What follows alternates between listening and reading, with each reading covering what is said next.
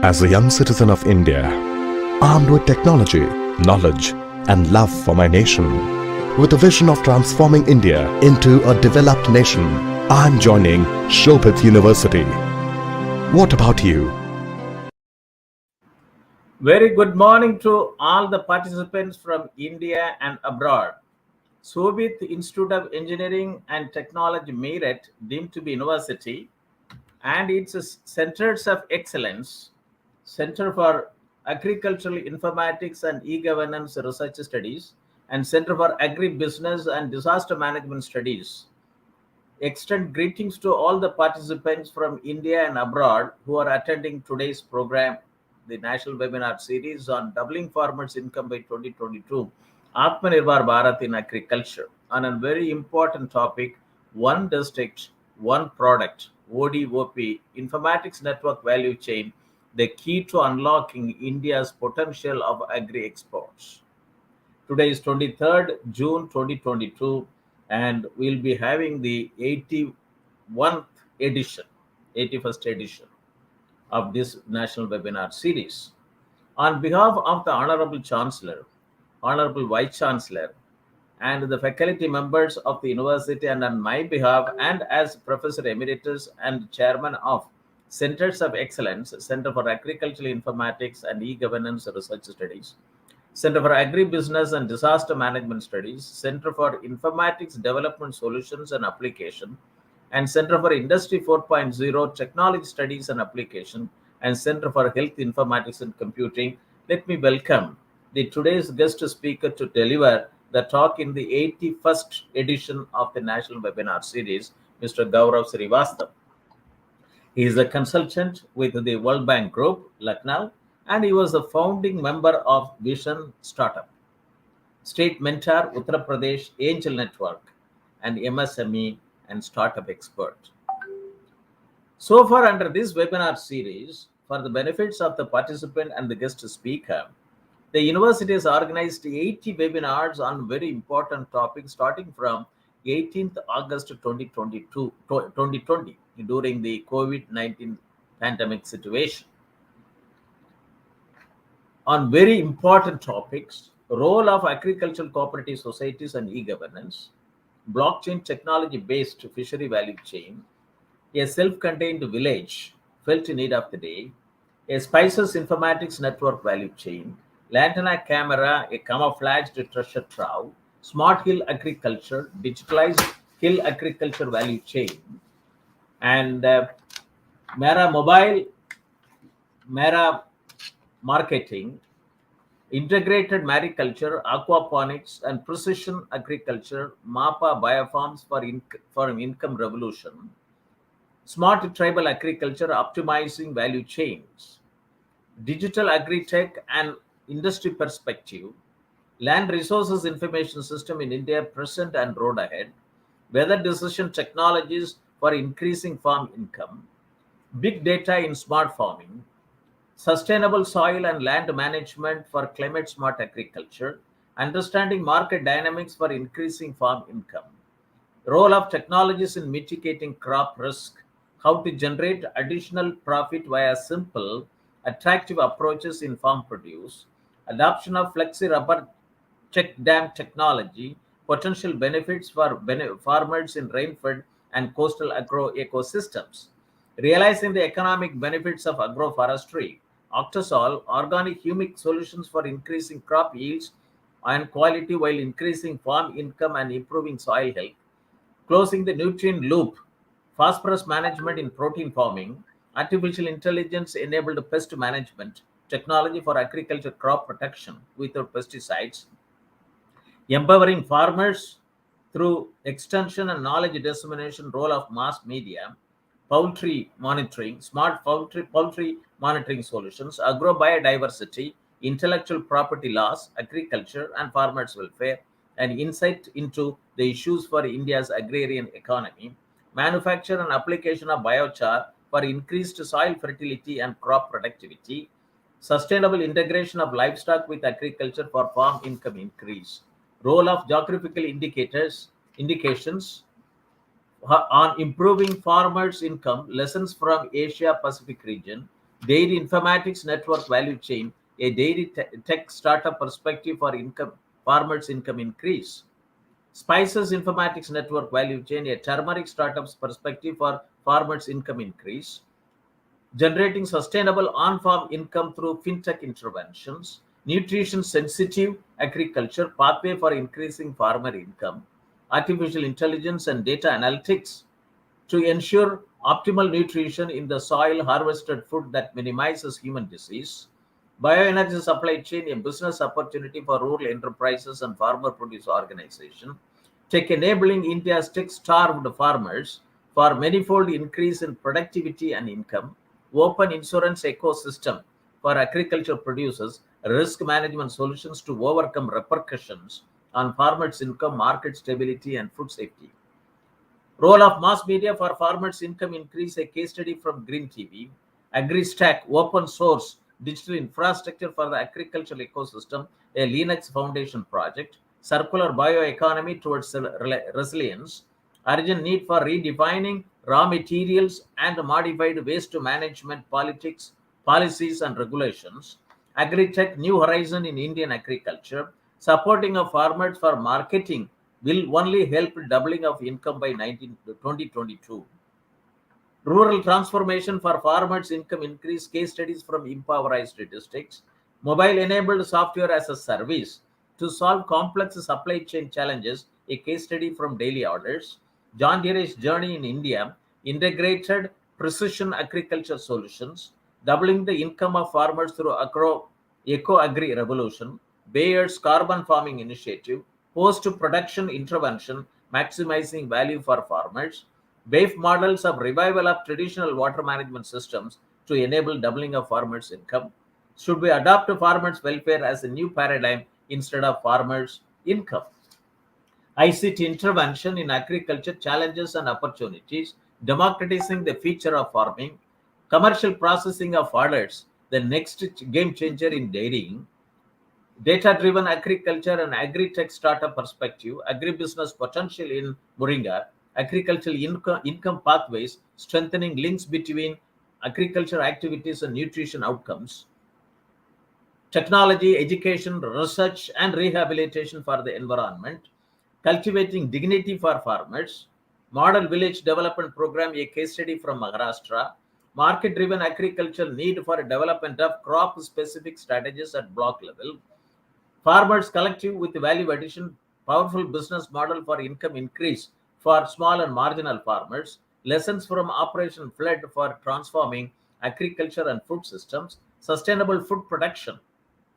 Agriculture marketing in India, defects therein and remedial measures, if any. Small-scale fisheries and their contribution to rural livelihoods. Case studies from developing countries. Imperative impacting lives through livelihood promotion and value chain development, case study from Vritti Impact Model.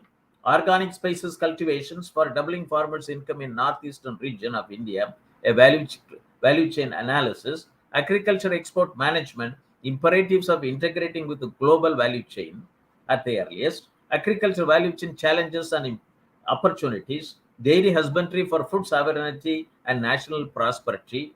Mushroom cultivation, a way towards self-reliance from agriculture waste and providing nutritional food security to the nation.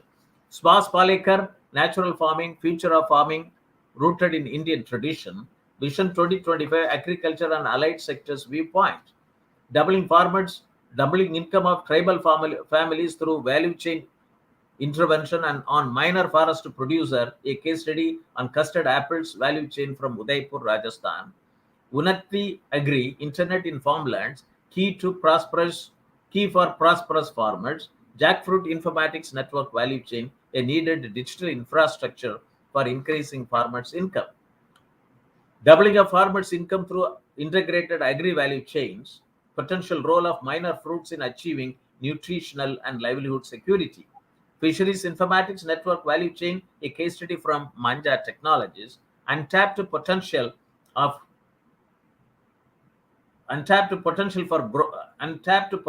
growth, co-create solutions to realize gains for farms, households and communities. And neem tree, sustainable solution to livelihood, chemical-free, nutritious food, and global warming. Neem tree, sustainable solutions to livelihood, chemical-free, nutritious food, and global warming. Today is the 81st edition of this national webinar series, which will be addressed by Mr. Gaurav Srivastava, consultant, the World Bank Group, Lucknow, and founding member, Vision Startup, and state mentor, Uttar Pradesh Angel Network, and the MSME and startup expert. On a very important topic, ODOP, network value chain, the key to unlocking India's potential of agri exports.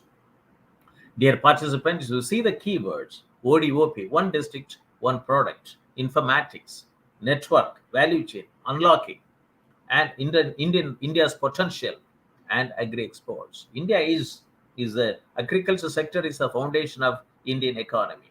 India is said to be a land of villages. According to Acharya Vinoba Bhave, who said, I quote, India is largely an agricultural country, Krishi Pradhan Desh, and a country of villages having more than 6.25 lakhs villages. It means Gram Pradhan Desh. It employs more than 50% of the country, 50% of the India's workforce. Still now, it is the single largest sector which employs more people, and it contributes about 19% of its GDP. Climate change has both the direct and indirect effect on agriculture productivity, including changing rainfall patterns, severe drought, flooding, and changes in the geographical redistribution of pests and diseases. And farmers of India are facing multidimensional problems, price fluctuation, debt, and lack of infrastructure and weather. Indian farming community consists of about 14.5 crores operational holdings, of which 85% of the farmers are having small and marginal size operational holdings. Farmer needs timely, location-specific, and personalized information for effective control on their production risk, and then market their produce to identified market opportunities. That's why the Shobhit Institute of Engineering and Technology and these two centers of excellence are recommending at least one agri-tech startup in every Gram Panchayat. India has got about 2.25 lakh Gram Panchayat, and 2.25 lakh agri-tech startups are necessary to help the 14.5 crore operational holders in the country. And I would like to quote Honorable Prime Minister's Independence Day address on 15th August 2021. He said, I quote, in the coming years, we will have to increase the collective power of the small farmers of the country. We have to give them new facilities. They must become the country's pride. Chota Kisan, Bane Desh Ki Shaan. On 16th April 2020, on 28th February 2016, while addressing the farmers' rally in Bareilly, Uttar Pradesh, the Honorable Prime Minister Shri Narendra Modi said, my dream is to see farmers double their income by 2022, when the country completes the 75 years of the independence. Once again, on 16th April 2022, he said, India cannot afford to remain stagnant at this juncture, and it has to be self-reliant. And if people use local goods for the next 25 years, the country will not have to face the issue of unemployment. Towards reforms towards the digitalization of agriculture system, I would like to quote very important report, that is doubling farmers' income by 2022, report 2018. I was closely associated with this committee, and I was a group leader for 2 volumes, volume 11, that talked about empowering the farmers through extension and knowledge dissemination, and volume 12b, digital technology in agriculture. This digital technology in agriculture, volume 12b, recommended 7 mission mode projects for total digitalization of Indian agriculture systems, based on my vast experience from 1985 onwards up to 2018. It was instrumental for designing and getting it approved many ICT in agriculture schemes. And then in 1995, I was instrumental in bringing out an IT blueprint for agriculture, 15 informatics network, through a very big national conference organized at Vigyan Bhavan. And this 7 mission mode project, if it is done through these 2.25 lakh agri-tech startups, Indian agriculture systems will be totally digitalized. Synergization of Digital India, Make in India, Stand Up India, Scale Up India, Skill India at the farmer level, that is digitalized agriculture, digital technology, and innovation in agriculture through 3 verticals: smart rainfed farming, smart irrigated farming, and smart tribal farming. Digitalized agromet advisories and agricultural risk management solutions, embracing open insurance ecosystem.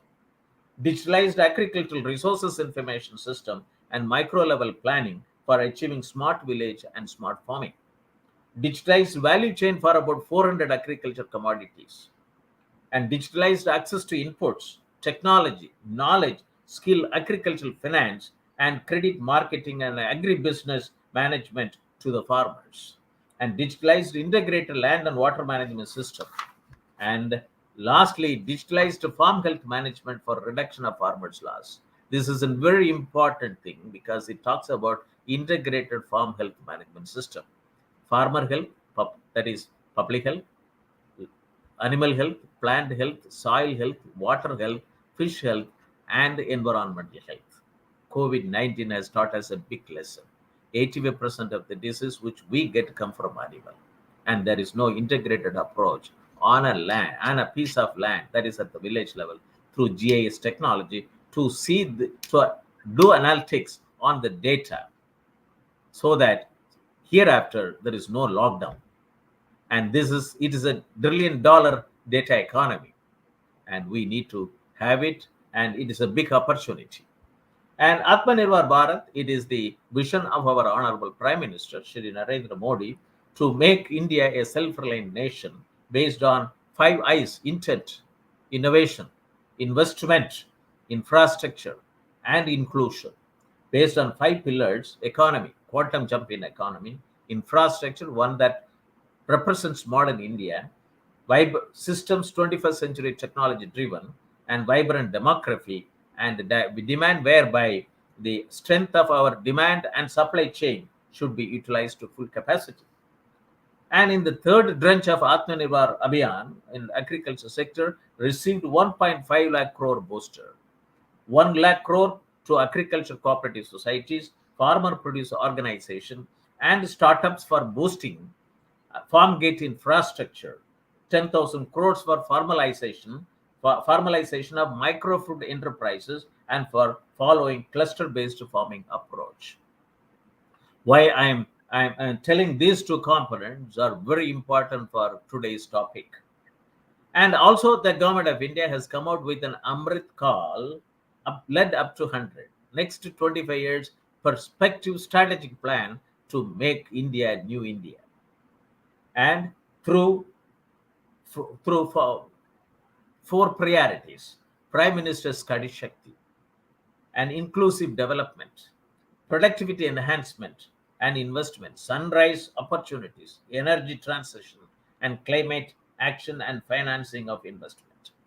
We have Sustainable Development Goals of the United Nations and Agenda 2030 that promotes the future we want. 17 goals and 169 targets to be achieved. It is in value chain development era. Value chain brings all the stakeholders engaged in the production system on a common platform to contribute their best while ensuring fair deal and transparency. The value chain includes all the input suppliers, technology delivering agencies, scientists indirectly engaged in developing appropriated technologies, and all extension officers who are involved in capacity building and providing various services to the farmers. Stakeholders involved in post-production activities are the agencies organizing collection, grading, storage, transportation, processing, and marketing of the produce. Agencies like financial institutions and market information centers are also part of the value chain. Efficient linkages of various stakeholders improves production, price realization, and profitability. So value chain, digitalized value chain is very important for India is concerned. That's why the Doubling Farmers Income Committee report talks about development of a digitalized value chain for about 400 agriculture commodities. And also have an agriculture supply chain model, input suppliers, farm processors and food processors and consumers, and lot of middlemen who are involved.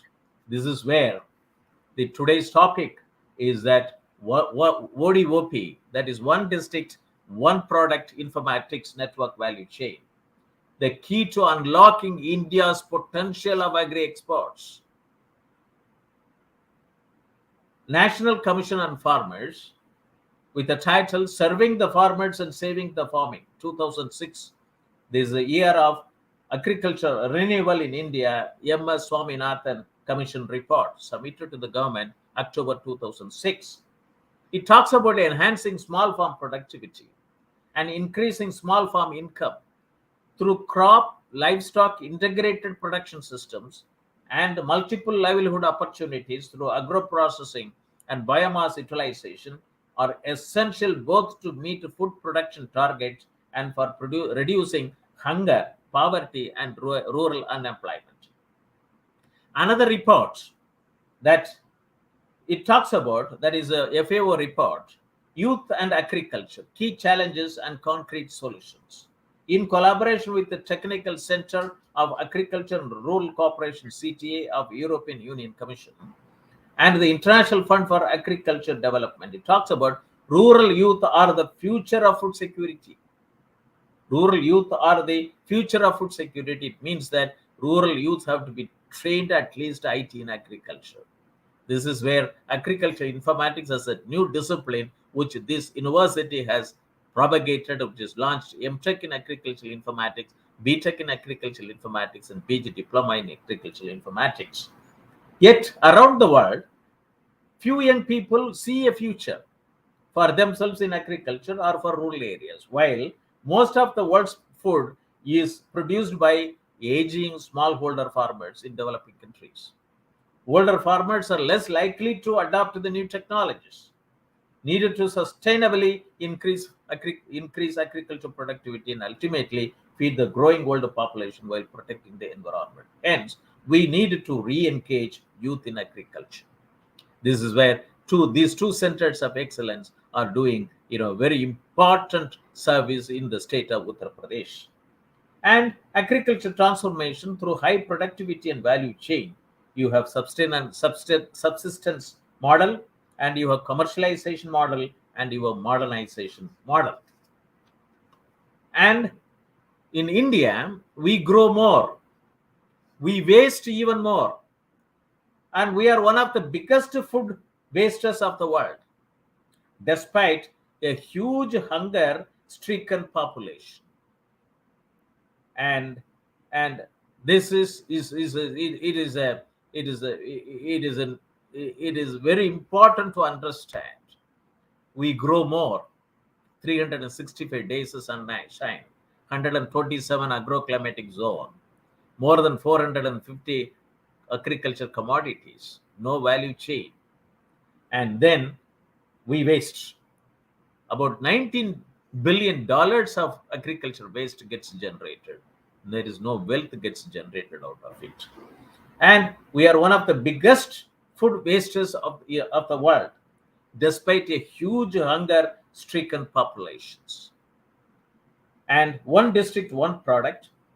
The significance of this scheme is increased economic growth, increased employment, increased rural entrepreneurialism. And this is Atmanirbhar goals, increased the economy's growth, increased employment, and increased rural entrepreneurialism. All regions should be able to benefit from a holistic socio-economic expansion. To increase exports and manufacturing within the district by attracting investors. To create an environment that promotes innovation and the application of technology in the district to be competitive with the international and domestic markets. It's very important. Make that India becomes a global hub for food industry. People who have been talking for quite some time. And this is where Prime Minister's formalization of micro food enterprises scheme fits in. This is a centralized sponsored scheme that aims to enhance competitiveness of existing individual micro enterprises in the unorganized segment of the food processing industry, and to promote formalization of the sector and provide support to farmer produce organizations, self-help groups, and producer cooperatives along their entire value chain. This scheme adopts one district, one product approach to reap the benefit of scale in terms of procurement of inputs, availing common services and marketing of products. ODOP for the scheme will provide the framework for value chain development and alignment of support infrastructure. There may be more than one cluster of ODOP products in one district. There may be a cluster of ODOP products consisting of more than one adjacent district in a state. Mr. Gaurav, can you put video on?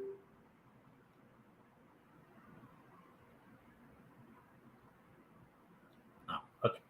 The states would identify the food product for a district, keeping in perspective the focus of a scheme on perishables. A baseline study would be carried out by the state government. The ODOP product could be a perishable agri products, cereal-based product, or a food product, and so on and so forth. And it also talks about upgradation of individual micro food processing units, credit-linked subsidy, capacity building, training, support for the micro enterprises, and support to farmer produce organizations, self-help group, and producer cooperatives. And then and the government also has come out with 707 districts so far have availed the ODOP scheme with 137 unique products according to the published document. 35 states and union territories, this list is available. And one district, one product, Honorable Prime Minister's clarion call of Atmanirbhar Bharat, Atmanirbhar to the nation, in his address on 74th Independence Day, that is August 15th, 2020, he explicitly emphasized that we as a nation must move on a path of value addition to our natural as well as human resources. Department of, DPIIT is working on the initiative of one district, one product to take this vision forward. And ODOP has been envisaged to be a transformational step forward, realizing the true potential of a district, fuel economic growth, and generate employment and rural entrepreneurship. ODOP has already been implemented in some of the states. For example, it initiated from Uttar Pradesh by the Chief Minister, Honorable Chief Minister Yogi Adityanath, by generate employment and rural entrepreneurship. ODOP has already been implemented in some of the states in Uttar Pradesh. By scaling it up as a national movement, we can look at creating a pool of 739 products from 739 districts in India that can be regulated. So 739 products and from 739 districts. And this is the opportunity.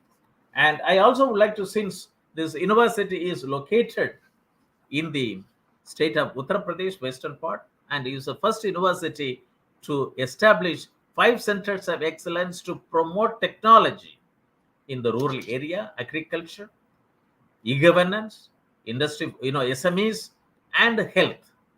And I would like to quote that which are all the products which the UP government has brought under the ODOP with respect to the agriculture, that and Agra Peta and Aligarh milk-based products, Ambedkar Nagar, that printout is very cloth and Amethi and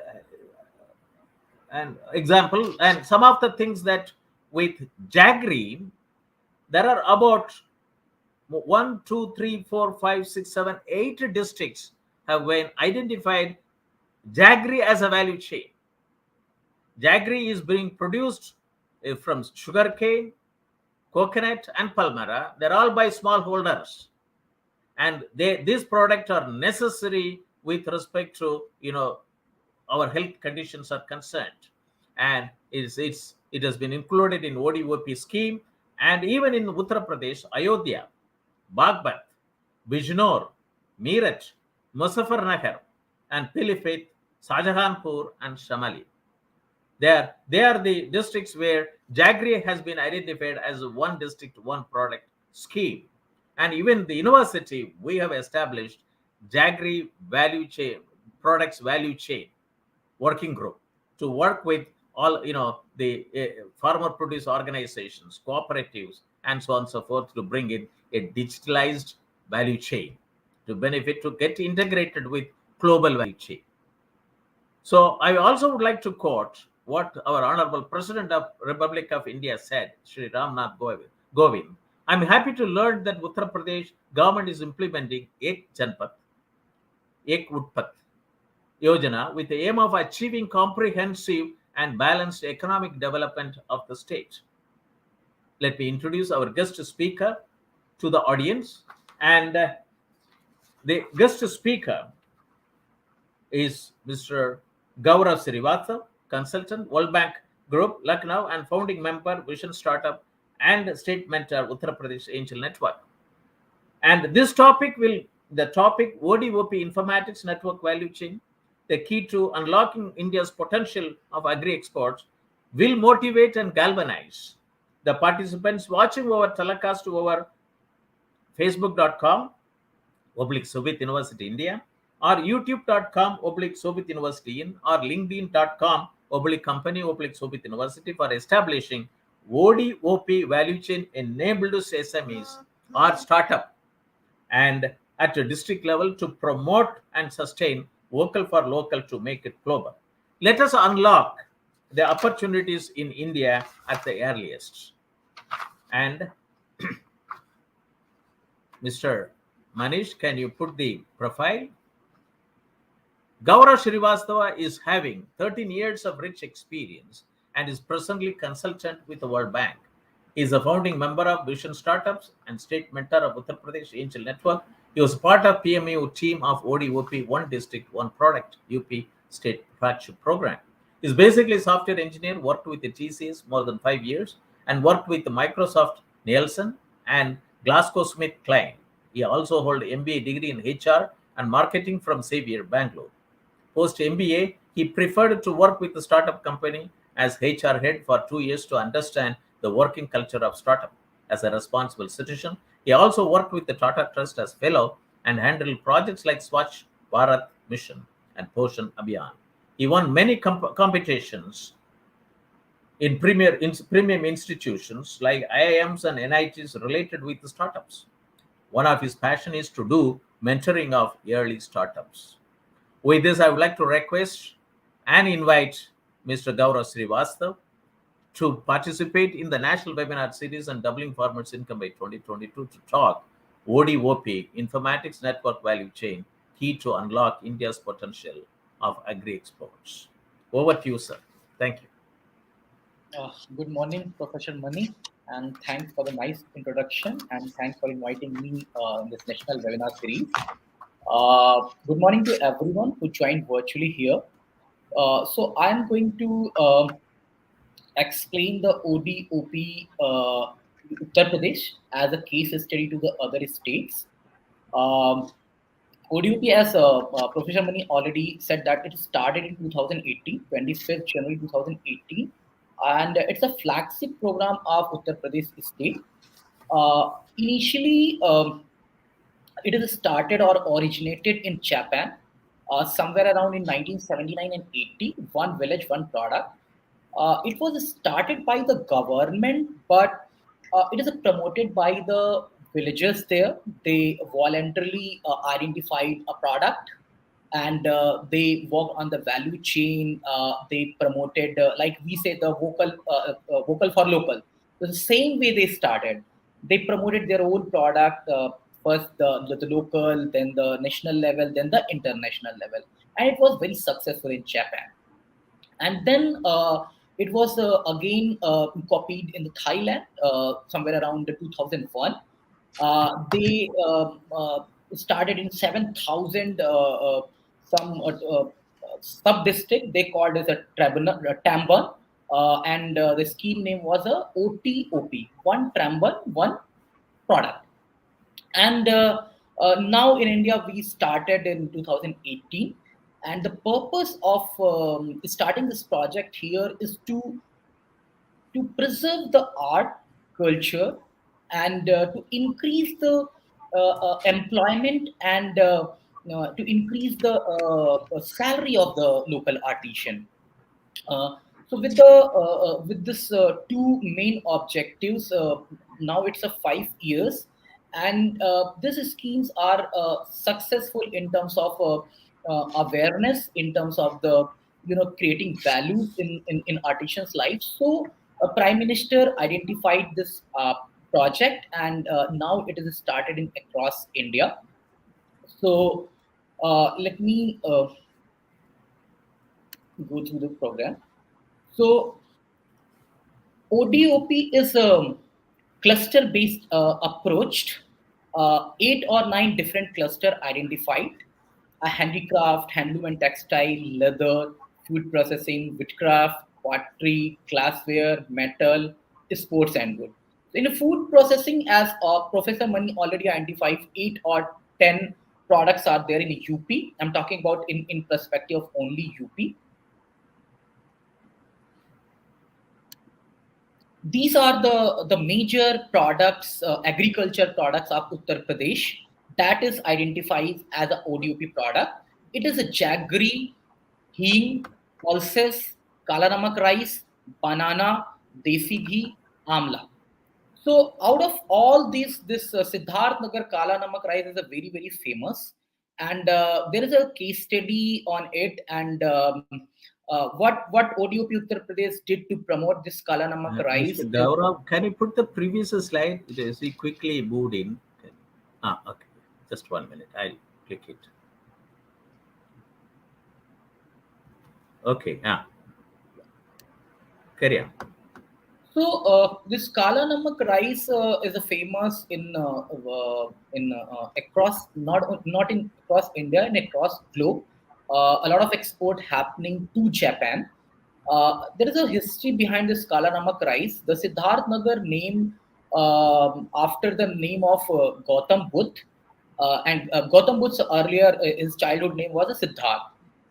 So the cultivation of Kala Namak rice started in 400 BC itself, and the reason of the famous of the Kala Namak rice is the aroma of the rice. There is a mythology behind it that when Gautam Buddha got the enlightenment and he was returning to the Kapil Vatsu, so some of villagers stopped in middle and asked prasad. So he gave some rice and said, "You just sow it, and you will remember me in the aroma of this rice." And if you already use this rice, there is a beautiful aroma, and there's a in terms of the look and in terms of the aroma, it is a very good. And in terms of health point of view, it is also very good. So ODOP program is approached in 5 phases, and the first phase, what ODOP Uttar Pradesh did, they identified the cluster, and this cluster identification happened with the help of the relevant stakeholder of the district, the local level district officers under MSME, the district magistrate, and the entrepreneurs. So after identifying the cluster, The phase 2 was the cluster diagnostic study report. After identifying cluster, they find what all gaps are there in the particular districts. These gaps can be anything. Maybe it's the skill set required, maybe any technology intervention, maybe any kind of machinery required. So there are 6 agencies hired to find the gaps, and these agencies were like PwC, ABD, ILFS. These all 6 agencies did their survey, their stakeholder meetings, and their primary research, and a lot of secondary research. They come up with a diagnostic study where they identified the soft intervention and the hard intervention. And then it comes to the phase third, where after identifying the gap, after knowing the what all things are required in the particular district, uh, the DPR is created, detailed project report, where if we have to fill some gap, what things we need, what is the cost of that, the whole detailed project report created, and one detailed action plan created, how to do that. And this happened for all the 75 districts. And every diagnosis is different from the district to district. Even if you have one product, but one product is having 5 districts product under ODOP, the challenges of the districts are different. So that the diagnosis study was completely different, and the detailed project report was completely different. So let me tell first the geography of UP. UP is having 18 divisions and 75 districts. One of the not one of the is the biggest state in the country. So 75 district, Miss ODOP identified 57 unique products out of this 75 district. Some products are having more than one district, and now it 57 products are increased to 65 products. Some districts are having more than one product, because at initial stage some product we ODP identified, and then later realized that okay, one more product can be added here or maybe replace that. So you know this kind of a process keep happening. So in the third phase, the detailed project report and the district action plan created, and one SPV selection form. SPV is a special purpose vehicle. This DPR will implement by someone. This detailed project will implement by someone in the district. So for that, there will be a SPV, special purpose vehicle, and this SPV, there is a rule that at least 20 members will be there in the SPV. Uh, then the phase 4, the task 4 comes. Under this, the implementation of the CFC. Okay, I'm telling the third phase. The third phase, the DPR will be implemented by the SPVs. So the gap we identified here in ODOP, for that there are 2 things required. One is infrastructure requirement. If you need a kind of raw material procurement, or maybe the capacity building training center or something, so you need a place where these things will be there. And under this, you need a lot of technology intervention in terms of the machinery and all. So uh, all the 75 districts will have one CFC center under this scheme. So this CFC center will run by the SPV. So the fourth phase is the running the CFC center by the SPVs. So till now, 22 CFC center already in implementation phase. 17 CFC center are in principle approved, and rest district DSR and DPR reports are being implemented. The phase 5th is the monitoring and evaluation. As it's just 5 years old scheme, so monitoring and evaluation is doing in terms of the other scheme, but not in the CFC till now, because CFC are still in the kickoff stage. So the ODOP program, this is the ODOP program implementation framework. Left side you can see this is a ODOP cell. A dedicated cell created this ODOP, where a lot of state level officers are involved. Their work is to do all the ODOP related work. Either it's a RFP creation, bidding process, marketing, and whatever the work comes under the ODOP, a dedicated cell created for this. And under this, there is a PMU team also joined. They are working closely with the UP ODOP scheme.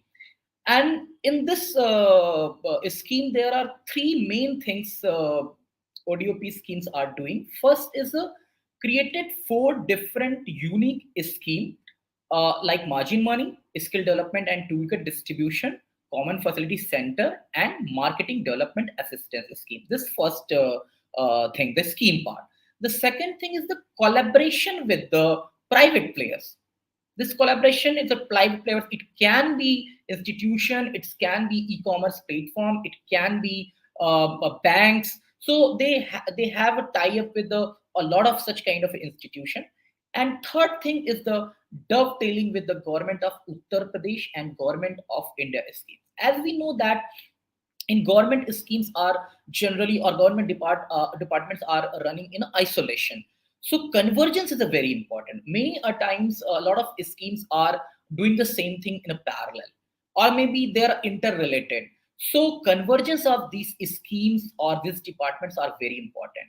So ODOP cell is working in a three basic implementation part. One is creating a scheme. Second thing is coordinating with the private players, and third thing is coordinating with the different department within the government of state and government of India. And if you see the right side, there is all the stakeholders. Either it's the government of Uttar Pradesh, Department of Ministry, consultant, banks, e-commerce organization, academics, and all those things. So with the help of both the things, this implementation framework is working. These are the major key action point what ODOP scheme is covering. Number one is the addressing policy gaps. After researching the OVOP and the OTOP, the global framework, the ODOP Uttar Pradesh identify the four unique schemes. One is the ODOP margin money scheme.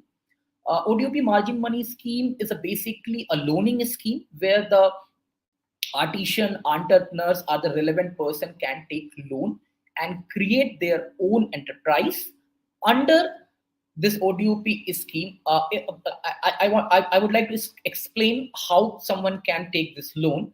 If I am sitting in Lucknow and I am a citizen of Uttar Pradesh, I want to start any my own business under ODOP, but I can start and take loan under ODOP when I am taking loan that is identified in the particular districts. If I'm in Lucknow, I can take loan under chicken curry only. Some other products are also like hing and all are available, but I cannot take loan in Lucknow. This product should be matched with your district. Then only you can apply for the loan under this ODOP margin money. And under ODOP margin money, you can take loan up to 1.5 crores. And based on the size of the loan, the margin money is there. Maximum cap is the margin money, the 20 lakh rupees. The second scheme is the ODOP skill development and toolkit distribution. ODOP skill development and toolkit. I will explain this schemes later on. First, I will just tell what the address. So, what is the policy gaps are. So they created this one margin money scheme. Second is the ODOP skill development and toolkit distribution scheme. Third is the ODOP market development and assistance scheme. If any Mela Pradarshini or any kind of exhibition happening in India or across globe, the artisan of ODOP can go and take 75% reimbursement out of it. There is a maximum cap there. I will explain. And the fourth scheme is the CFC. I already explained. Then improving access to the finance. This is the toughest job for any startup or any entrepreneur in India, because they do not know how to create the concept note. They do not know how to make the DPR. They do not know how to approach the bank. I'm talking about the MSME, micro, small and medium enterprise. They do not have the expertise consultant with them. They do not have the money to hire those experts. So this is a very important to provide the easy finance, access of a easy financing. For that, we have a tie-up with the SBI and Bank of Baroda for loaning prioritize, and then even NSE and BSE tie up with ODOP UP so that they can raise the fund if they are in mature stage and they want to raise money from the public, and dovetailing with the different scheme like NRLM, Mudra, PMEGP, so that the ODOP artisan can take loan under these schemes as well. And there are 35 PMU team are sitting in UP. One consultant in each division. In one division, there are 3 to 6 districts. So they are covering 3 to 6 districts. If any entrepreneur, any startup want to understand this scheme or want to understand how to make the DPR or a concept note, these consultants are helping them. The third thing is improving infrastructure availability. As I already told, there is a scheme, Common Facility Center. This Common Facility Center is available, or you can say planned for each district. The maximum cap of the CFC center is a 15 crore rupees. 19% this funding will be taken care by the UP state government. 10% funding of this scheme will be taken care of the SPV. As I told, SPV is the 20 members team. Then the improving quality. Quality is a very important aspect if you're talking about the export. Because if we see our SHG products or the FPOs, they are doing a lot work. But when they are working with some corporate, either they are working with a Pepsi or they are working with some big players, their products are good and they are able to export. But individually, they do not have the capacity or they do not have the expertise to check this quality. They cannot mitigate these risks. So for that, ODOP did a MOU with the Quality Control of India. And in the ODOP UP, a lot of products, their quality parameters are not identified yet. These products are new to the market and new to the export. So if ODOP is planning to give a ODOP tag or maybe the ODOP brand, but they cannot give right now because the chances of that some low standard entrepreneur can start selling that. So there will be a standard. So Quality Control of India is making those standard for all the 57 or 65 products. Once it will be established, then there will be a branding of the ODOP. There will be a tag. Those companies are making these ODOP products and following all the norms of this quality standard can get this tag. Then the improving design. Again, we are good in many things, like if I'm talking about the Mirzapur Kaleen or Kannauj Itr or Lucknow chicken curry, we are very good at a local level. But it comes to the export, when it comes to the catering to the other countries, we are failed to understand the requirement, the customization part. We are generally catering our local market. So understanding the global need in terms of the color, in terms of the size, in terms of the packaging. So it's a very important. So if I will tell the example of the Mirzapur Kaleen. So Mirzapur Kaleen is worldwide famous, but still, if you see that they are making the Kaleens considering the Indian hotels like Taj or Rensa or maybe the Hyatt. But if you see the Saudi countries hotels or some European hotels, these are the big hotels. Their Kaleen, so they need a big Kaleens or the carpets. So understanding these need, ODOP UP tie up with the NIFT Raebareli, Uttar Pradesh Institute of Designing, and partnership with the Ritu Berry and JJ Valaya for the designing aspect. These are the well-known designers in country. For improving packaging, so I met a lot of FPOs. Their problem is the packaging and branding. Malihabad is very near to Lucknow, and Malihabad arm is famous in India and in country. Sorry, in globe as well. But against the export is a challenge, because when you are sending this, the chances of sending the same quality mango is difficult for the FPOs, not for the corporate, for the FPOs. So if they will get a packaging, proper packaging, they can earn more what they are earning here. So for the packaging, the tie-up with the Indian Institute of Packaging, and the tie-up with some local packaging players. They are sitting with the FPOs, understanding their need and helping them. And some students from the AKTU are also helping for the packaging part. Recently, some few months back, ODOP Uttar Pradesh did a hackathon where a challenge was given to the students, and they got a very good response. Then the technology upgradation.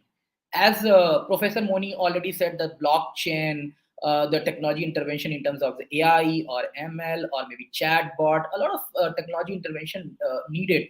And when we are talking about the micro sector, the biggest problem is to create the awareness at the local level. The information dissemination is a very important, and it's not going to the proper channel. And the kind of government orders the government wrote, people are not able to understand in this particular language or in a simpler way. So these kind of technology required a kind of a branding where some Hindi speaking or maybe the local language kind of campaigning and required.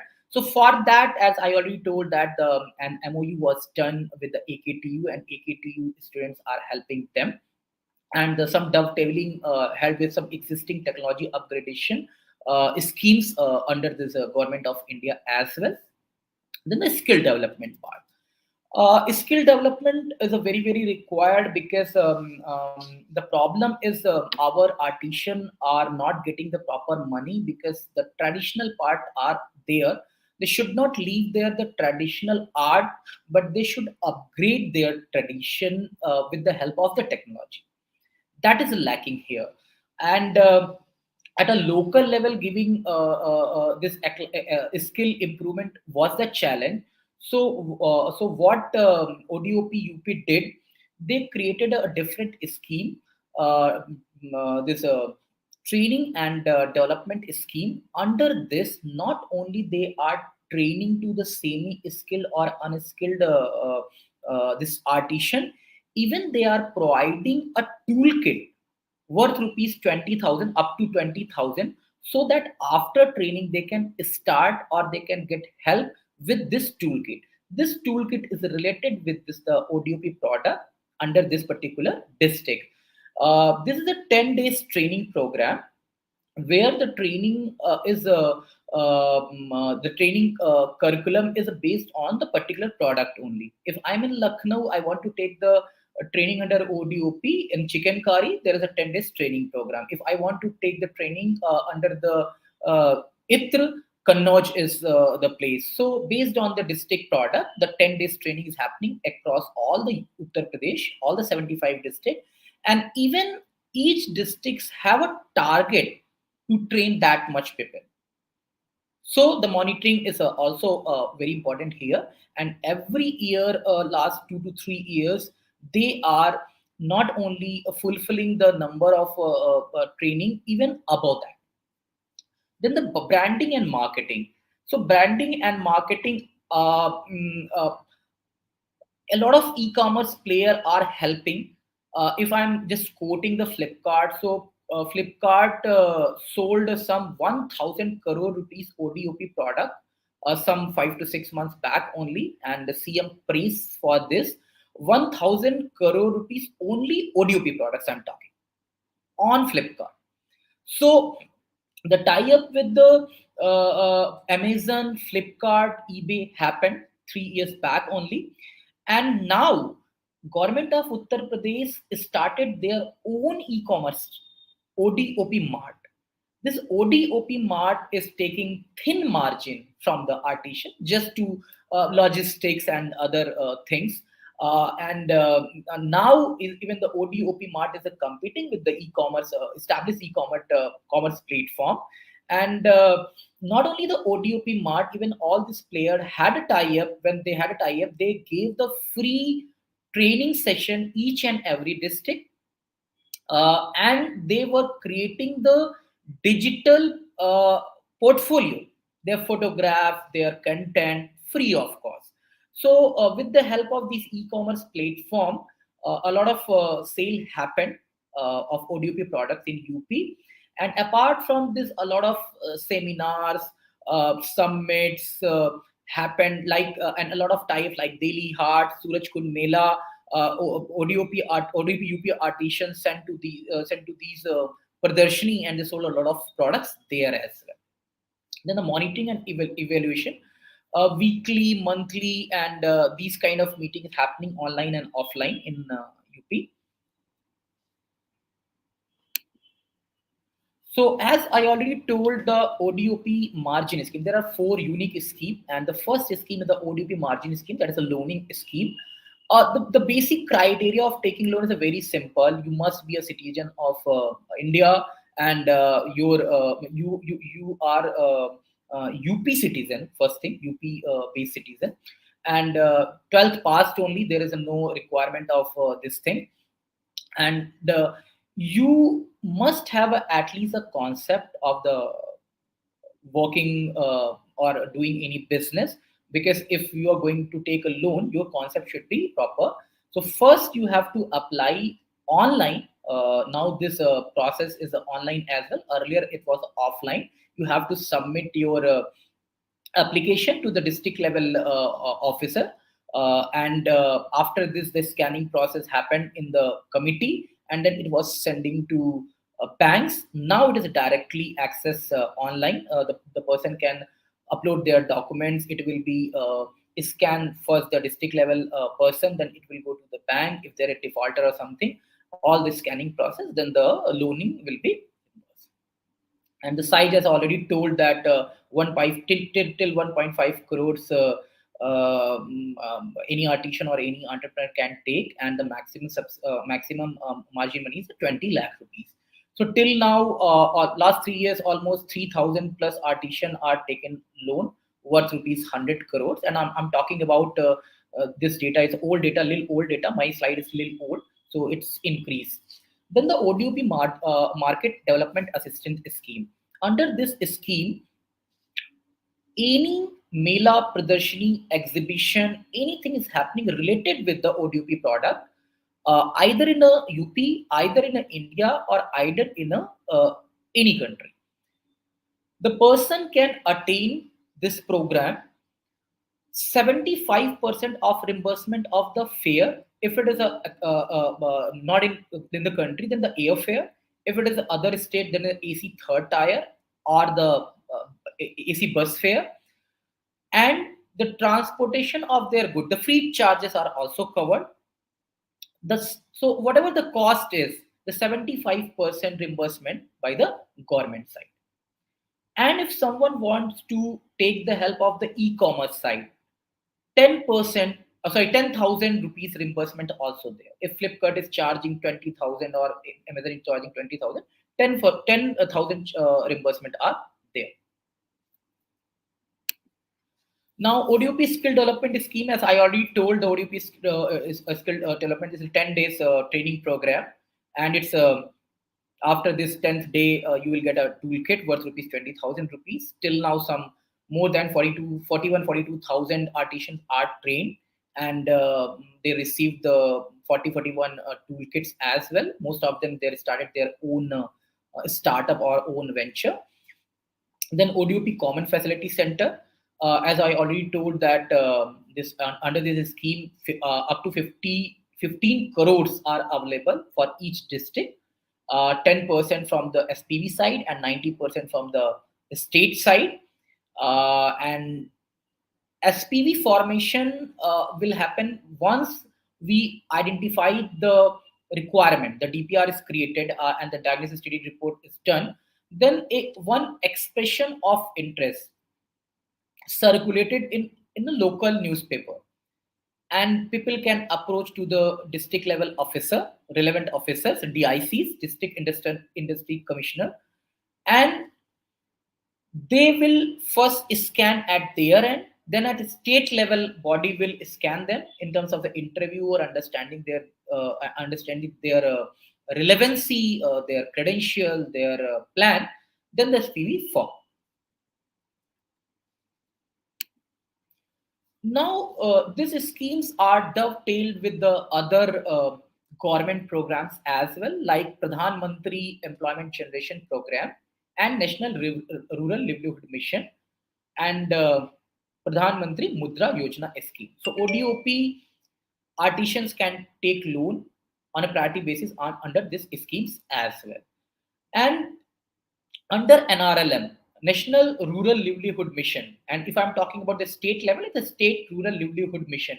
A lot of SHGs are working under ODOP.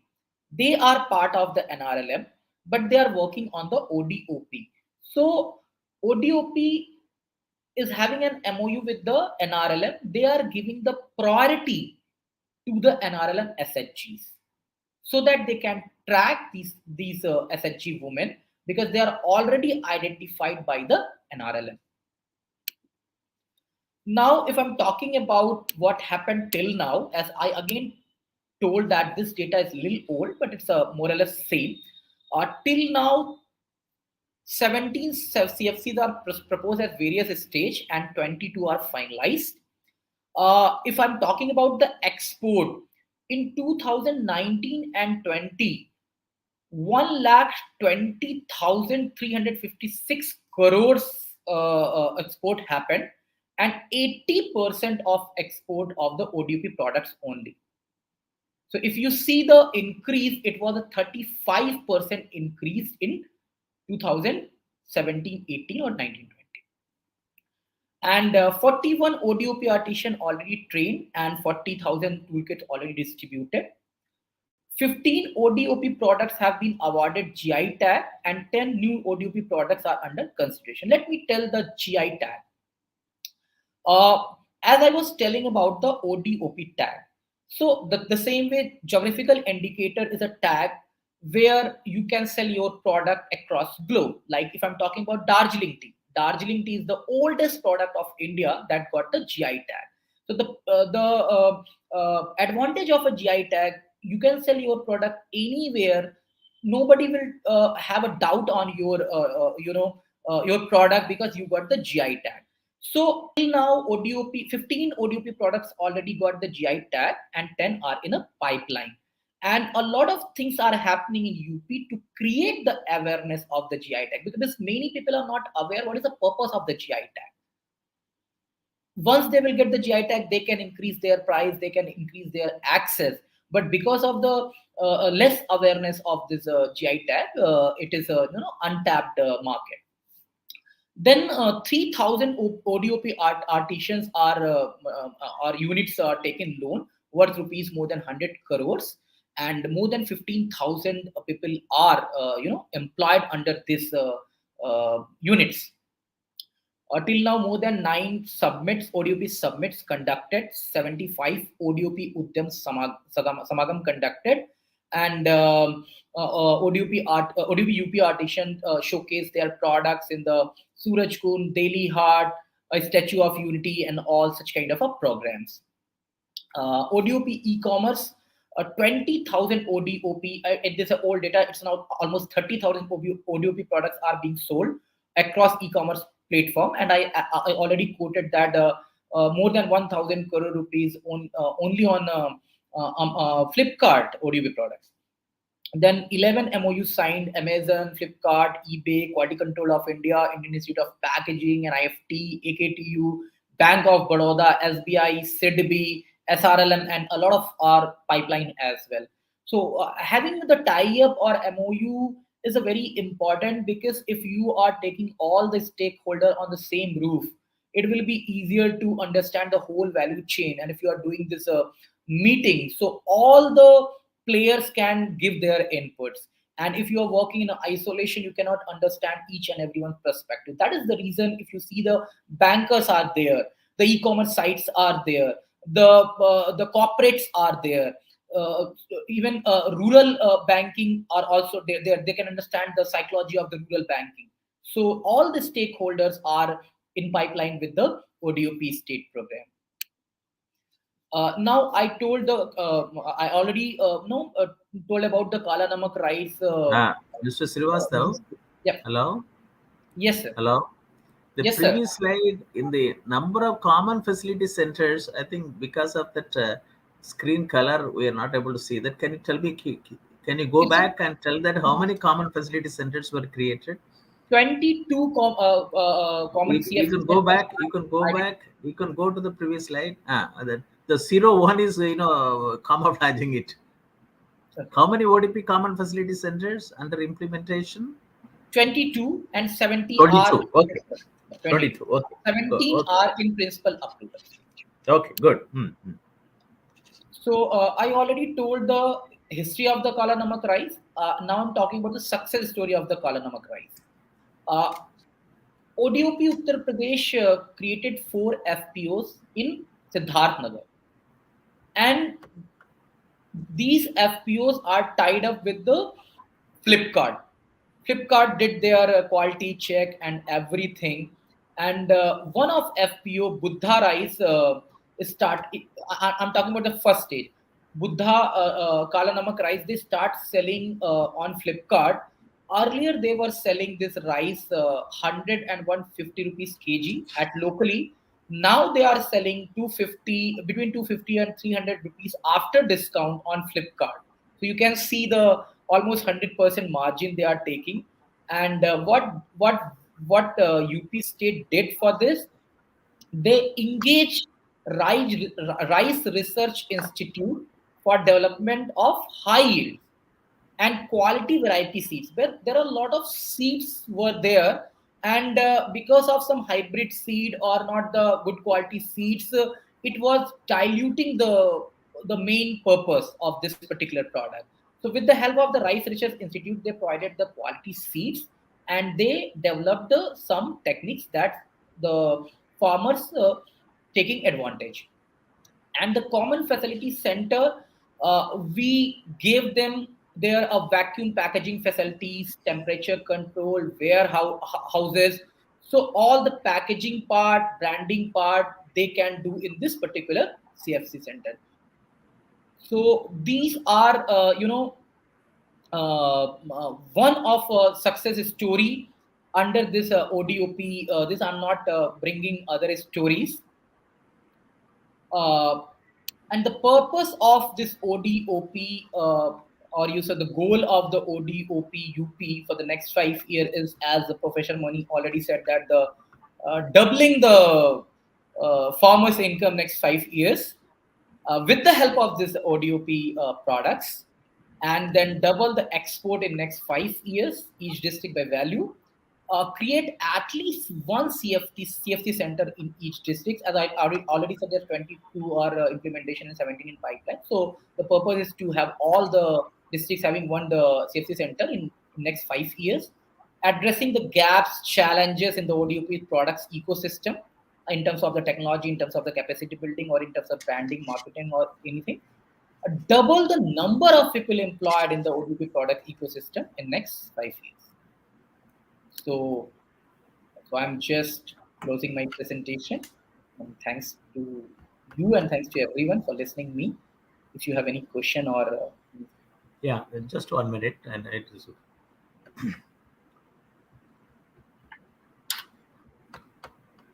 Yeah, Mr.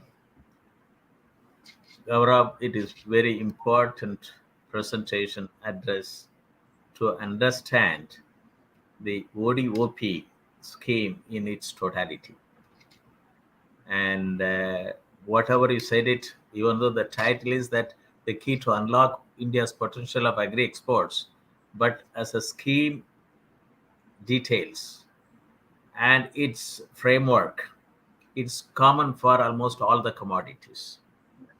So, and you also gave an example of that how Kala Namak from 20,000 hectares to came down to 2,500 hectares, and now it is next to 5 years it even crossed 30,000 hectares of cultivation.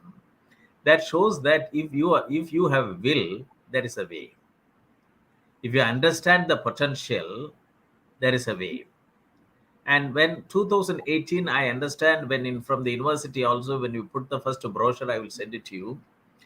As a technocrat, as a person who worked from the grassroots level, I understood the importance of this scheme.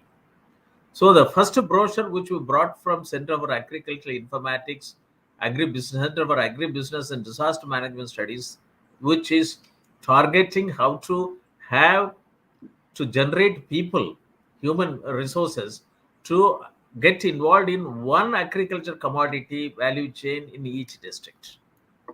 Now it is 739 districts, 450 agriculture commodities, how to generate one digitalized agriculture value chain for commodities, agriculture commodities. That is an interest. And that's a center which also launched an MBA program. And that's exclusively that how to generate people. Today, MBA in agribusiness, we generate people for corporate sector, not to people to work with our small and marginal farmers, not to create, what do you call these, agriculture value chain. So it's a very important thing that, that's how, when I read it, you also would have felt that why Professor Moni is reading out all the titles of talks of various experts which has been held. It is necessary. It is necessary. It is not like other Zoom meeting or Google meeting or a Geo meeting that talk in 5 minutes and go away. We are documenting. We are bringing in experts to talk what they are thinking about it, SWOT analysis, challenges, potential, threats, opportunities, and how to generate one agri-tech startup in every gram panchayat. Now, the thing is that, in the entire program, I will be very happy that if government of Uttar Pradesh also add the primary fisher cooperative societies and also primary agricultural cooperative societies. They're all institutions. They are, they are not working because of various corruption issues. But they can link with the farmers. They are the Facebook for the farmers. In Japan, it works. The farmers are getting huge, net share in the net profit. In Seoul, it works. And in some of the, dairy sector, it worked in India. And all the perishable commodities in India, why we have not adopted in the dairy value chain as introduced by Dr. Kurian way back in 4 decades back. Why we are not able to adopt similar value chain for perishable commodities in the agriculture sector.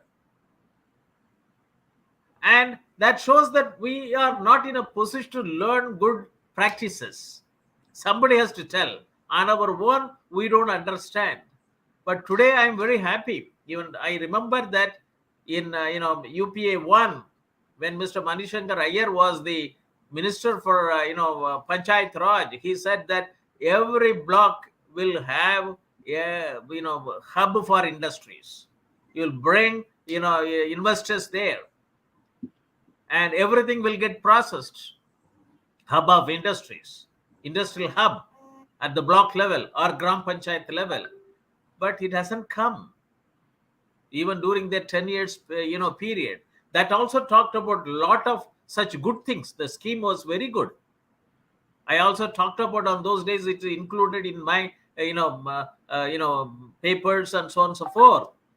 But when this ODOP scheme was announced, and also very rightly said it that it started from Japan, it's from one product, one village. And we have to now from ODOP to, we have to have a one village, one product.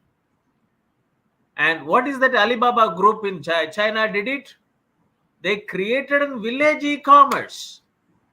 Whatever being produced in the village has to go to the distant places, not to restrict it to the local. You produce for region, produce not for local, produce for region, produce for nation, and produce for international, global. That's why Alibaba has brought out a framework for village e-commerce. And our villages, 6.25 lakhs villages, and 2.25 lakhs gram panchayat, 365 days sunshine, 127 agroclimatic zone, 14.5 crores operational holdings, 80 to 80% are small and marginal operational holdings having land less than 2 hectares. And vacant and soil conditions are very good. We are not that highly utilizing chemical fertilizer like other developed countries. So the thing is that India can become a hub for food products for the whole world. And if we are able to control, we convert our agriculture waste to the wealth. It can be $19 billion can be added to the agriculture one from the waste alone. And you also said it that, we produce more and we waste more. And we have more people of hunger state. So this anomalies has to be overcome. And this is what that ODOP, it is a regulated value chain. It is very important. Everybody has to become the partners of the value chain development. All, Canada has about 9 value chain, international value chain. They don't produce throughout the year, but their 9 value chain is very important. Even 4 or 5 years back in one meeting, I told them that at least why can't we adopt the good practices of the Canadian value chain in India? So that all our 400 agriculture commodities will have a value chain. Today, what is happening? I come from Kanyakumari district, Tamil Nadu. I settled in Delhi for the last 42 years. Our district has got about more than 25 banana varieties. Even 10-year-old child can eat that one type of banana. We are trying to export it to America. We are not, the policies are not conducive to export from Kanyakumari district or banana producing district from Northeast or from Tamil Nadu or from Kerala to other parts of India. India also has got is a big states, big countries. And internal trade is also more important. Global value chain and national value chain. And then ODP, the reason for giving the title ODP Informatics Network Value Chain is very important. Is that digital India is emerging. Farm and farmer are the two assets. They have to become like a digital assets. Farm as a digital asset and farmer as a digital asset. And agricultural resources as a digital asset. That's why the 7 mission mode programs of the doubling farmers' income are very important. It is gathering dust in the Ministry of Agriculture. September 2018, the report has been submitted. Now they talk about open agriculture stack. They have not even come out of what type of tools, what type of framework they should do that. You adopt, there are a lot of things are going on. We would like to have an interoperable approach. I also even put as a chief advisor IT in the agriculture ministry during that time, the need for a national database on a farmer. We have to have it. And then only everybody will go over there. Every farm for the last 25 years, what it was producing. Why the farmer was not able to produce more, or why it has come down, and how to, transform his farm. And even the data which come out are not being utilized properly. Farmer agriculture sector is the biggest sector which generates data. Rabi and Kharif, it generates data. And supply chain generates data. Production generates data. Post-harvest generates data. But there is no National Center for Agricultural Informatics in the country. I proposed, and I have been voicing, that's why this is the first university to have a Center for Agricultural Informatics and E-Governance Research Studies. We need to build up a lot of people from rural area to be trained with IT in agriculture, to have them as agriculture as a preferred service, preferred option. COVID-19 has given a big lesson to us. It's very important. And that is the reason only Center for Agricultural Informatics and E-Governance Research Studies, Center for Agribusiness and Disaster Management Studies, we've launched the MTech in Agricultural Informatics to train agriculture graduates, engineering graduates, and postgraduates in other disciplines to have an IT in agriculture, 2 years, 4 semesters program. Even all agriculture officers of all the states to be trained on MTech in agricultural informatics, because basically they are basic agriculture science. And then engineering graduates, and then Center for Agribusiness Management Studies with MBA in Agribusiness Management to look into every commodity value chain. It's very important. And then you also talked about that synergization of various schemes with respect to ODP. If the government, if during 2014 onwards, if every MP would have adopted and implemented Sansad Adarsh Gram Yojana for his one model village, they would have come another, so many MPs model village program. And I did it for one study for our MP, Mr. Pon Radhakrishnan from Kanyakumari district, who was also Minister of State. And that village has got a lot of potential.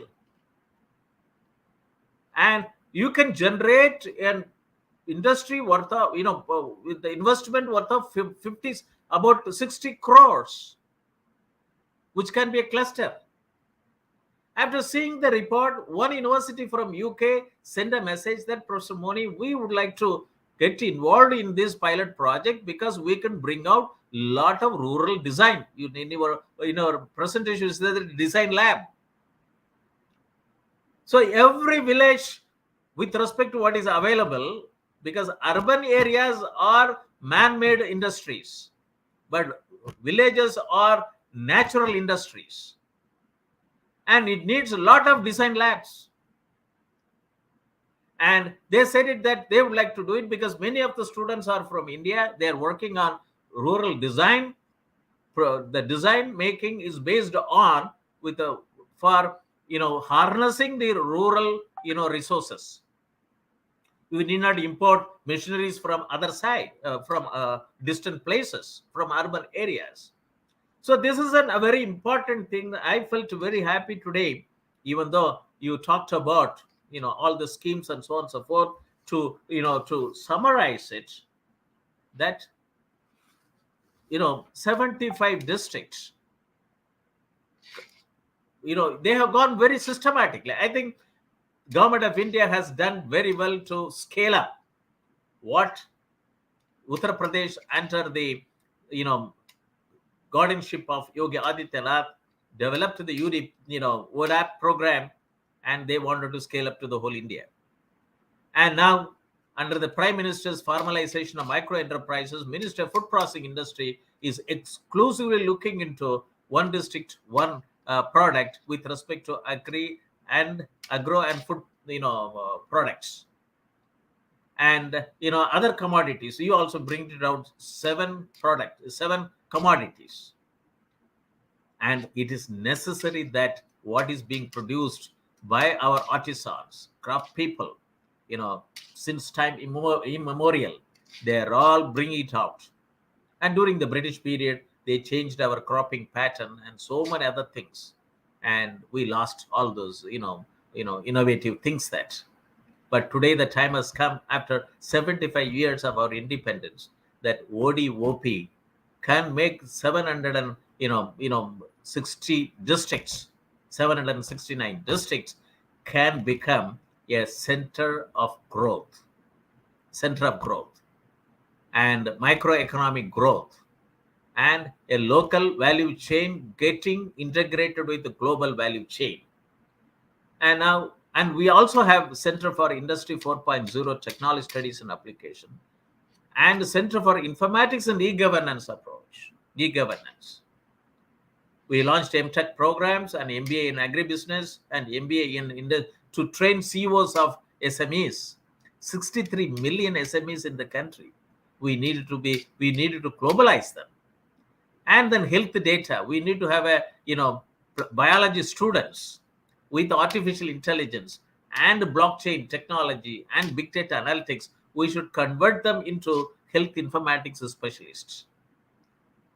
One health, one nation, one health. Lot of data gets generated. $1 trillion economy.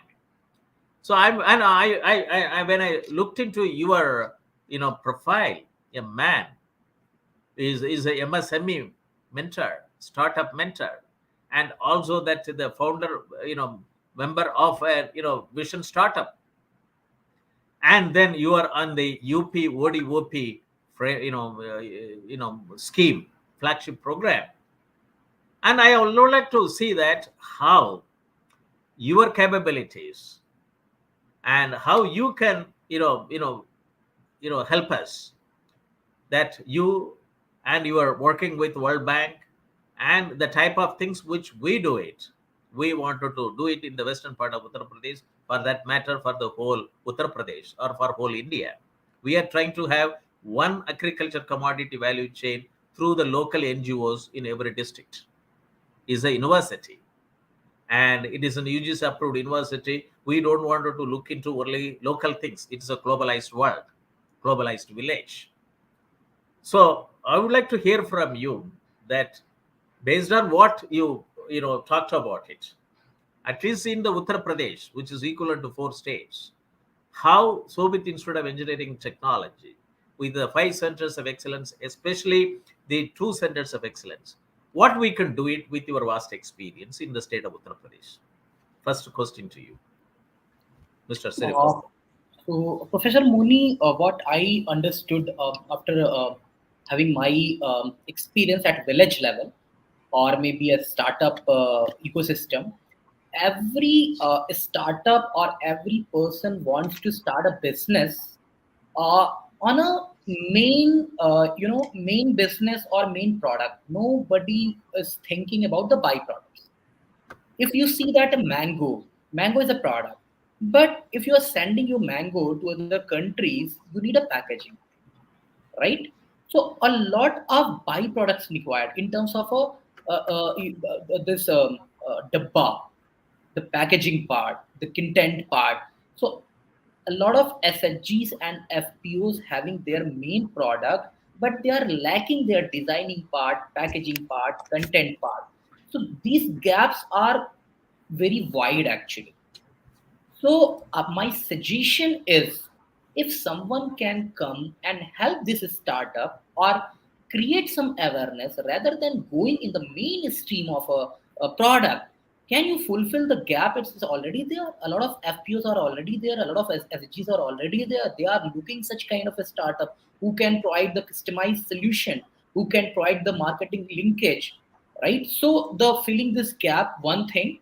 Second thing is, we have a lot of products at a rural level, but because of the transportation, because of the feasibility of the movement, we cannot make the byproduct out of it, either it's a jam, jelly, or anything. So a lot of wastage are there, as you already said. And in country, every time we see that in many part of the states are throwing a lot of things on road because they cannot keep there. So if the rural level, we can create some in-house packaging or in-house cold storage or in-house such kind of a thing, like a lot of, I'll not take the name, a lot of corporate are doing with the help of our farmers over. They are milking them. But the government or the Shobhit University or the player who are actually working for the farmers or doubling their income, a pilot kind of a study can be, or not a study, a pilot project can be done with the help of the government. As you asked the specific question, or how Shobhit University can come into the picture. Shobhit University can give a plan to any state you are looking, or maybe UP state, that you can come up with the byproduct startup support and some in-house facility in a particular a block or maybe a district, and can a pilot project, and based on the pilot product it can be moved to the other places. Third thing I wanted to say, a lot of products made by this SHGs or the FPOs products, they can be sell within the government ecosystem.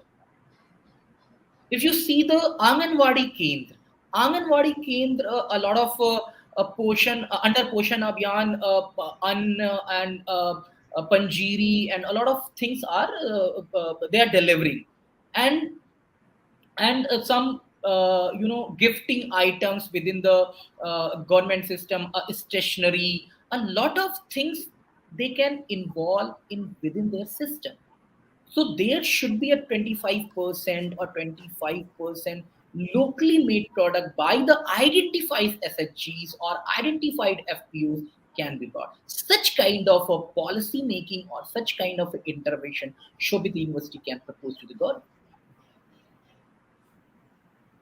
No, it's very nice that the and see there is one CEO of an international NGO. He worked more than 3 decades, and now he is working with an Indian NGO. He said it that co-aggregation of the products which are coming from household,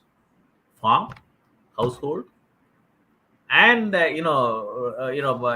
region has to be linked together, and it cannot be seen in it has to be seen in totality. Another one is that we have to, the time has come to connect the dots. We have to connect the dots. Which are all the dots? Agri entrepreneurs, rural innovators, and agri startups. Because rural innovators and rural entrepreneurs and agri tech startups, they have to be networked properly. So that what you said it that all the other value addition can come through looking into a value added product value system in totality. And hello. I'm really sorry. I was just putting my this charger. It was about. I'm sorry for that. Good. And the thing is that I will be very happy, since you are working. You were based in Lucknow, and let us I also talked about a lot of schemes, a lot of programs which you put it, and we would like to. On the other day, in industry, which is talking about neem as a sustainable solution for chemical-free nutritious food and climate resilient, resilience. And he talked about, sir, that we are not in a position to. A lot of self-help groups should be made to collect the neem seeds, which are available in plenty in Uttar Pradesh, Bihar, Madhya Pradesh, Rajasthan, and Punjab, and so on and so forth, Haryana. And we can make biopesticides, and it is a good market in Europe and America. And now, and his industry is based in Gurgaon, and he said that these seeds are nobody wants to collect it. Neem coated urea has got a lot of attraction, but the neem has to be not to be collected from after falling down on the land, on the earth. It has to be taken from by shaking the tree, and we have to collect the fruits. And why can't you help us? And as of now, we get the seed from South India. They got some systems that, and it's a huge potential employment opportunity, and also can bring in that chemical free fertilizers and so on and so forth. And this is now immediately the suggestion has come that why can't we take Bundelkhand? Lot of neem trees. And now Panda University, Banda University has come out that faculty of that university has come out that, sir, we are ready to help you. You please associate with us. Second one is that coconut. So we are trying to have from this university, this is the first engineering university to have agriculture as a use case. If India is an agrarian economy, every higher educational institution has to have agriculture as a use case. You do anything else, but you have to do research and human resources development to help our farmers rather than producing people for corporates. And then coconut value chain, smallhold farmers, and then there are more than 100 products can come out from coconut. Why don't we have technology park, processing park, to show that what can be produced from all the commodity, all the value products which come out from different parts of the world. Here traditionally we do it. And coconut, everything can be used. Edible and non-edible products can come out. So the decision has been taken. It was addressed last Saturday that this is, let us take one island where coconut, filled with the coconut, and then let us show that how this can be useful. Logistic can be cut down. Only it will come out as a branded product. An island in Lakshadweep has been identified.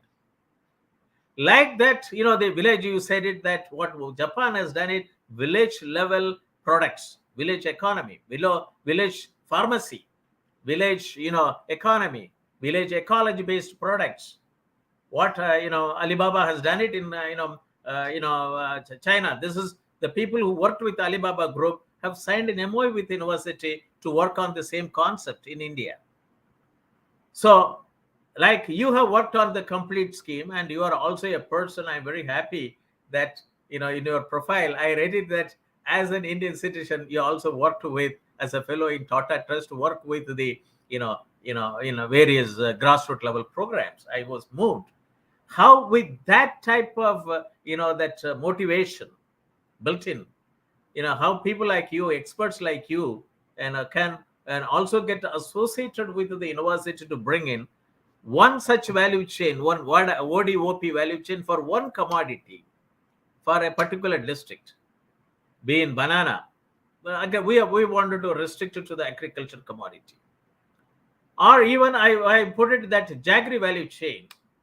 The thing is that now we are trying to have, Jaggery, the Honorable Minister of State, Dr. Sanjeev Kumar Balayan, in one of the, he inaugurated a program during the COVID situation with the university, that is, Sustainable Uttar Pradesh 2025, post-COVID-19. And I will send you the proceedings that what we should do that with respect to Uttar Pradesh. We identified 10 projects. And he said that we should bring it, that is done in association with, Indian Institute of Management, Lucknow, Center for Agriculture and, Food and Agriculture, division. And management, Center for Food and Agriculture Management, CF, AM. And that, said it, that in that one, he said it, that why can't both Shobhit University and the Indian Institute of Management, Lucknow, to come out with a business plan for Jaggery? Our people are not in a position to, they're all smallholder farmers. Middleman is, putting it. So that made us that to bring in a Jaggery value chain. We are bringing a startup from Kolhapur, Gagal, educational institution. They are having started a Jaggery startup. We are trying to bring in startup. We are working in Jaggery. That's why I didn't mention from these ODOP products from these districts. And then every state has got either coconut Jaggery or Palmyra Jaggery or sugarcane Jaggery. Lot of smallhold farmers are available, and they are at the mercy of somebody else. So why don't we have it? And aggregation, co-creation with the smallholder farmers who are involved in this one, and bring in a good business value as a value chain. That's why in the university we have got a Jaggery value, Jaggery product value chain. I also would like to have you in one of the commodity value chain, or or a ODP value chain, and with your vast interest and knowledge, in that we can get a benefit, with the country can get benefit out of it. So that I would like to hear from you. In the state of Uttar Pradesh, Jaggery has got more than 6 districts as per identified ODP. And which commodity, agri commodity, which you feel that we should make it like a name, we are going to work with Bundelkhand, and some of the commodities under ODP, what we should can bring it, what is the value which university can do that, and lot of training, capacity building, and informatics solutions can be brought in. Mr. Srivastava. A lot of Jaggery production is here because of the sugarcane production. And if I see in a two perspective, one is a sugarcane, there is a bagasse, the byproduct bagasse. And with the help of the bagasse, the biogas is producing. If you see in Uttar Pradesh, the biogas production is not much through this bagasse. So one thing we can involve the environment friendly thing, as we are talking about our SDG goals, is it can be help in one goal in the same industry, because Jaggery and this sugar comes both from the sugarcane only. Second thing, you're talking about Jaggery. So Jaggery is a very, very healthy product. After meal, if you are taking a small portion of Jaggery, it is very good for the what do you say, pachan kriya ke liye, right? It's good. But now what we are doing in any restaurant, if you go, you will get some songs or maybe some packed items on. So the mindset needs to be changed. Once we will change with the help of some promotion, with the help of some a kind of awareness, if we change this mindset, this Jaggery can be sold in a large amount. Obviously not in the same form. Obviously we have to create some kind of a candy, kind of some chocolate thing, or kind of some after meal serving from big hotels like Taj and Rensa, or maybe Hayat and all. So working on the psychological aspect of Jaggery, everyone aware that Jaggery is good for the health after you meal. So such kind of intervention rather than the original product. My point is always in all this project, we are having good production in terms of a ranking in globe. We are second and third in the many production of agriculture, but still we are not making money out of it. The reason is we are not selling our commodity as per needs of the market. So we have to understand this market. So in the Jaggery thing, I will say we have to create some demand driven products with the help of the Jaggery, and at the same time we have to tap the niche market. If the niche market will start using this Jaggery, common people will start using that. So that is one of my suggestions. No, so it's very nice. That can be based on your experience. That is it possible to undertake some capacity building, competency building for the self-help group, those who are associated with the ODOP programs at the grassroots level, and also get them into the value chain component, and maybe that 75 district, some 35 people, 2 batches, in every district, and train them and bring in how we can bring in some sort of an prospective, and integration with the global value chain and the local value chain, national value chain, and how what is to be done, how we can come in terms of some sort of an certification programs, diploma programs, and also pilot projects, and so on and so forth, with your vast experience, how to go about it. Is it Uh, possible? I know you said it, that it can be a pilot project, can be work on it. That is it possible for you to suggest to some of the people, so that we can also involving you, we will be in a position, we can bring such type of things based on vast experience to submit to the government of Uttar Pradesh that this is university. For us, agriculture is use case. We are also working on one commodity value chain from each district. Why can't government of Uttar Pradesh through the various schemes and the Shobhit Institute of Engineering Technology join together and train all the human resources necessary for the to make it successful, that ODOP, or to have a village-based economy development. Now think about it. I will request you. I will also request you through email, and we can also talk later that how to bring out a pilot project. Sure. Based on your vast experience. See, I have worked and I retired as a former Director General National Informatics Center. And I was the person involved in 512 districts computerization as the project head, district information system program, which was the first seed for e-governance program in the country way back in 87. And that time I suggested 28 sectoral database development program. Technology was D-based. But if on the basis and village level information system, and that time also I suggested plan schemes data has to be synergized, and village level database has to be created, and database parameters and so on and so forth. And if that would have been done today with artificial intelligence and big data analytics, every village would have got a development plan, a dynamic development plan. We know that what is where and where is what. And then in 95, I put the, through a national conference at Vigyan Bhavan, brought out 15 informatics network plan, IT blueprint. Asked for 3 to 6% of the agriculture budget for IT in agriculture, 95.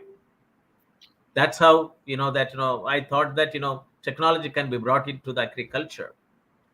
And then 2002, the first AgmarkNet project, I'm considered as a father of AgmarkNet, networking of 3,500 wholesale mandis out of 7,500 wholesale mandis, 400 agriculture commodities, 2,000 varieties.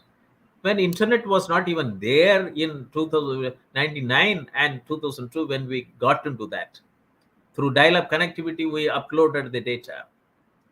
And that is outside the government building. Today, government building e-governance means you need a computer, you had an AC, and so on and so forth. Mandi, we put the computer. And that's how we made revolution. And then next is that, and final one was the 7,032 location to monitor animal disease. That is a project which was launched, last one.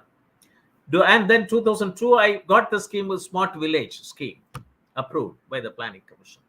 I wanted to do it one village, one district in 28 states. I was not allowed to do that. That is in government, whether it is a bureaucratic department or a scientific department or technical department. We have all crazy people heading the institutions, not allow the projects to come out. And then even when I wanted to do the national conference and for national conference and informatics for sustainable development, 95, my boss told that no budget for it. You do whatever you want it. I wanted to operationalize what has been told in Rio at Summit on sustainable agricultural rural development. But I wrote to the public sector bank chairman. I got 6.5 lakhs rupees on that time to conduct a national conference, but my organization refused to give a single paisa. But they coordinated, helped me to conduct the organization. But that's once again that if I have not returned to all the banks and banks would not have put it, IT in agriculture in India would have been a distant dream. And now that, that's how it made that agricultural informatics as a discipline. When towards the retirement, the university was interested into having informatics as a discipline to train the rural youth. But any new discipline, that it's everybody wants to become an agriculture, after studying base agriculture science, they want to become an agriculture officer. They don't want to do farming. They should do 4 years farming. Then only they can get into any job. And otherwise, why should they go for BS agriculture science? And then these, that's why I thought that to bring in everybody to the agriculture one, I thought that let it come through IT. Let us look into the non-crop science area. Wherever, let the biologist people do the crop science area. All the other things can get into non-crop science studies. That and to 7,000 locations for animal disease monitoring in 2012, dedicated to the country. And now with this university facilitated in having these centers, and we launched a MTech in agricultural informatics. So I think people like you, with your support, this country needs 1 lakh agriculture informatics professionals, so that they can have agriculture startup wherever it is needed. Today, startup with IT background, they get into agriculture not knowing the agricultural systems. And agriculture people not knowing the IT fundamentals, they get into startups. We need to have people with this agriculture informatics discipline get into the agriculture startups. 1 per every gram panchayat. This is what I have been promoting. And this is necessary, lot of potentials. And farm extension 4.0, agriculture 4.0 has to come. And ODOP is a very important informatics network value chain. We should show to the whole world. Whatever we do, 51 African countries will pick it up. They want solutions from India. And this is where, and we also work with the ARDO, African Asian Rural Development Organization, which has got 33 member countries. So this is a high potential area, high challenging area, lot of opportunities. My request will be that's why when Mr. Gaurav, Mr. Debasis Mahapatra told that, Mr. Gaurav Srivastava should be invited to talk in this webinar series. And today it is the 81st edition. You can see that. To have every way, I conducted 2 webinar series, one on Thursday, 11 o'clock, and another is Saturday. That is international webinar series on open source digital technology for self-reliant India. A professor at the age of 69, former DJNIC, has found time and also to conduct 2 webinars to attract all the youths, NGOs, and startups to talk on the things relevant. And this is 81, and the Saturday one is 80th by this week. 161 topics. Each one can be a research topic, a startup topic. And this is what done it during the COVID situation. The motivation is former DJNIC, technocrat, worked on the grassroots level program for the last 35 years. You have a laptop, university platform, Professor Emeritus, 5 centers of excellence. Why are you keeping quiet? So I thought that Modi is working, let Moni also work. And today I'm very happy that this is 161 edition. Now NABARD wants to help us to bring in publications. We're also bringing out policy paper. So I would like to bring out a policy paper on this, and on the title, include you and me. We'll send it to the government. And I also would like to have a lot of World Bank experts, consultants working in India at the grassroots level to utilize this forum and then bring out their expertise that what is to be done further, how we should network. This is an era of connectivity, cooperation, and collaboration, 3 C's. It's very important. And 5G can come, 6G can come, but our connectivity, knowledge connection, knowledge collaboration, knowledge investment is more important. That is more important. And we have to bring in a lot of rural students to get into this agriculture informatics. 1 lakh agriculture professionals are needed. 1 person for 5 village. That much huge potential. Multidisciplinary. National Education Policy talks about National Education Policy talk 2020, but we have in a silver plate, we have done it. What all the things which you created is that visualized, and I'm very happy that National Education Policy 2020 talks about such type of things. That, and with that, I would like to thank you, and I would like to work with you and work with your colleagues like Mr. Dabishis Mahapatra, and he brought Mr. Amit Kumar Singh, and you also bring a lot of your experts to talk in this platform. and let us take pilot projects in whichever states which they are located.